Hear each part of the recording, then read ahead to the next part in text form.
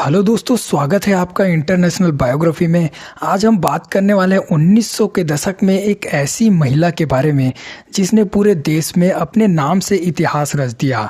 तो चलिए बिना किसी देरी के इंदिरा गांधी के बारे में जानते हैं। उससे पहले चैनल पे नए हो तो सब्सक्राइब किए बिना मत जाना। सब्सक्राइब करके बेल आइकन दबा देना ताकि ऐसे बायोग्राफी आप तक जल्दी से जल्दी पहुँच सके।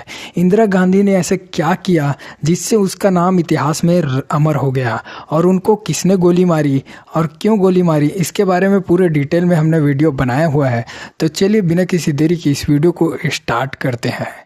इंदिरा गांधी का जन्म 19 नवंबर सन 1917 में हुआ, जो पंडित जवाहरलाल नेहरू और उनकी पत्नी कमला नेहरू की इकलौती संतान थी। इंदिरा गांधी बचपन से ही राजनीति की बातें और वातावरण देखकर बड़ी हुई, क्योंकि उनके पिता पंडित जवाहरलाल नेहरू कांग्रेस सरकार के एक प्रमुख सदस्य थे और उनके पितामह उत्तर प्रदेश के इलाहाबाद से एक धनी बैरिस्टर थे तथा स्वतंत्रता संग्राम के एक लोकप्रिय नेता भी थे।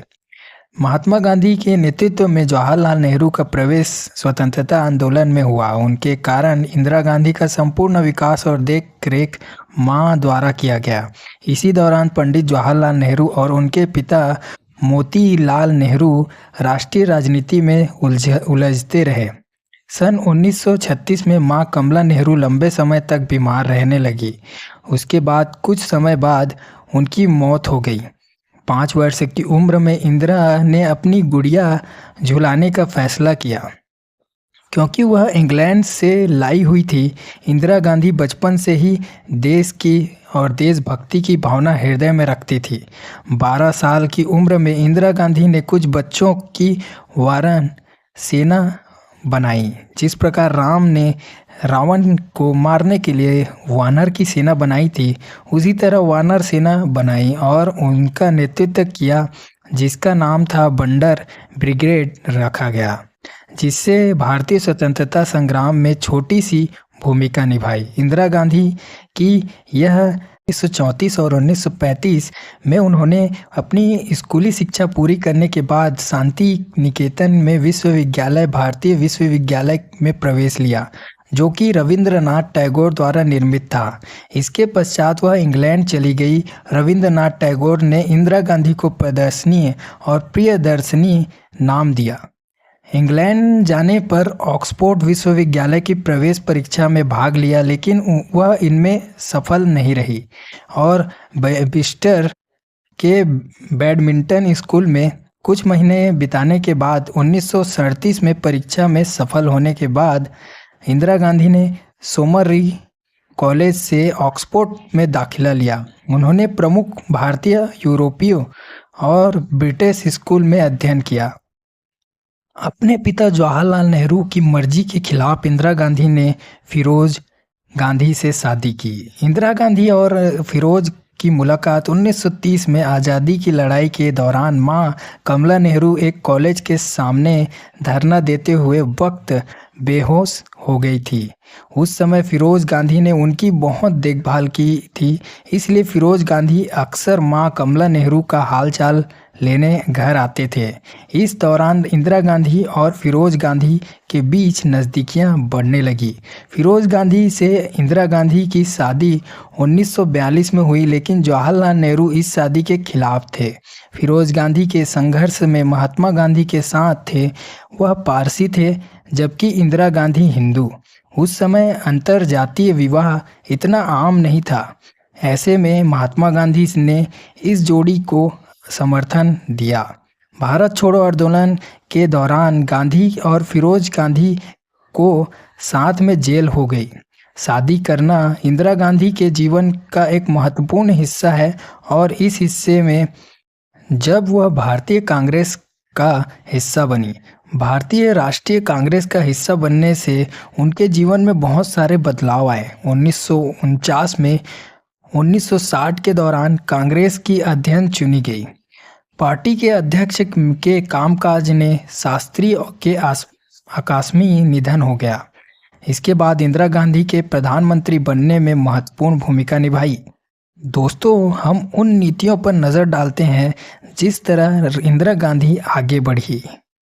उनकी नीतियाँ कुछ इस प्रकार थी कि सन 1966 में जब श्रीमती गांधी प्रधानमंत्री बनी तो मोरारजी देसाई उन्हें गूंगी गुड़िया कहा करते थे। 1969 में इंदिरा गांधी का देसाई के साथ काफ़ी तर्क वितर्क हुआ और काफ़ी मुद्दों पर असहमति होने के कारण कांग्रेस सरकार दो भागों में विभाजित हो गई। उसी वर्ष जुलाई 1969 को उन्होंने बैंकों का राष्ट्रीयकरण किया। प्रधानमंत्री गांधी राष्ट्रीय सुरक्षा और विदेश नीति को नई दिशा मिली। हरित क्रांति को एक महत्वपूर्ण अध्ययन माना गया। शास्त्री और इंदिरा गांधी हरित क्रांति को भारत लाए, जो कि एक बहुत महत्वपूर्ण सब्जेक्ट था उनके लिए।